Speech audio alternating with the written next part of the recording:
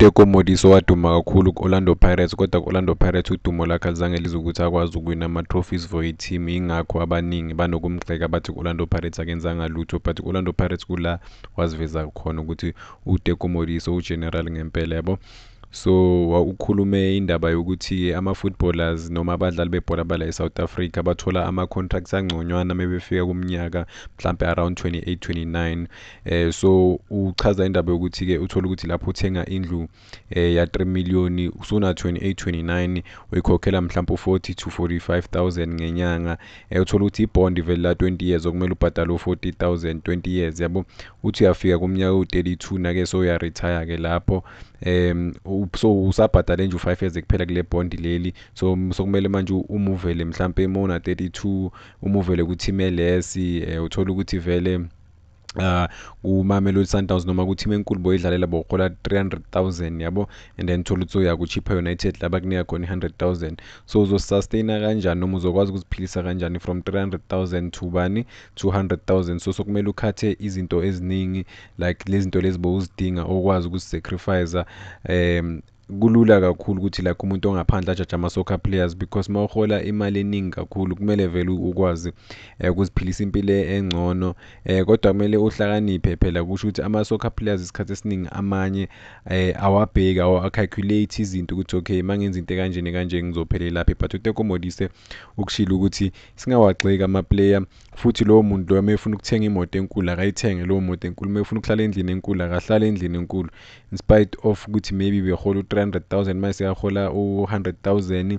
Yabona nje impilo yomuntu iyashintsha from lapho. So akakhuluma ngalokho kuphela, so ke wakhuluma ngale ndaba le ukuthi bekaclose ukuthi adlalele iKaizer Chiefs, but-ke uBobby Mdaung weza kuye ngasikhathi base ku-National First Division.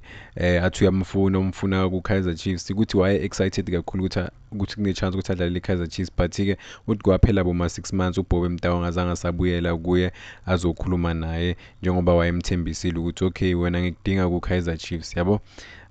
So uTeko Modise is very vocal-ke, ziningi izinto azikhulumayo like kuma-podcast nakuma-interviews. So uke wakhuluma indaba yokuthi akaze athole ithuba ukuthi abe ingane, yabona. Wayehlala nobabakhe until ana 8, mayefika ku8 ubabakhe asazama ukuthi inkosi yami uyakhula nyana, 8 years waxoshwa kulowo muzi loyo. Waba yi-street kids for 2 months. Waqhubeka futhi wakhuluma indaba yokuthi like iKFC uqala ukuyithesta kwakhe wayethestele e-dustbin, cabanga kusho ukuthi bekumele nje abheke abantu mabaqeda ukudla noma aye kuma-dustbin ukuthi akwazi ukuthola leyo KFC leyo. So uTeko Modise ukuthi abe la khona namhlanje nanokuthi arepresente ibhola lase South Africa abe ulo general lo thina esembiza ngaye namhlanje, kuyavela ukuthi hey undlule ey'ntweni ey'ningi kakhulu, yabo. Amanye ama-comments kaTeko Modise abantu abahambisani nawo, but-ke uTeko Modise ulidlalile ibhola so wazi kangcono than abantu abaningi. Ukhulume indaba-ke esusi-debate-ke kuma-social platforms yokuthi iplay elina-35 elifana noMakhawule ku-Orlando Pirates is giving everything that he has, ngoba uMakhawula if bekangadlali ku-Orlando Pirates noma bekadlala kwamanye ama-team ngabe ithuba lokudlala kanje akalitholi, yabo. Futhi iminyaka seyiyamshaya kancane, but like u-impressed nge-performance kaMakhawula ukuthi okay uMakhawula uzimisele ngempela kule minyaka kuyo. But-ke ukumentionile-ke nanokuthi if bekakwenye i-team ngabe akayitholanga i-chance yokudlala kule minyaka le anayo, because uMakhawula siyambona sonke ukuthi una 35 years. Teko Modise-ke i-pressure ngasikhathi asadlala ibhola beyinkulu kakhulu, maningi kakhulu ama-expectations abantu beba-expectile ukuthi uTeko Modise a-reach a certain level. Noma kuyiwa ku-World Cup ngo-2010 abantu abaningi beba-expect uTeko Modise ukuthi uzokwazi ukuthi alide iBafana, yabona enza izinto ezinhle kakhulu. Fortunately izinto azange zihambe ngeside lakhe uTeko Modise, awushabalala washaya nangalela goli lakhe, nabo Katlego Mphela bakora amagoli lapho bashayisana nawo.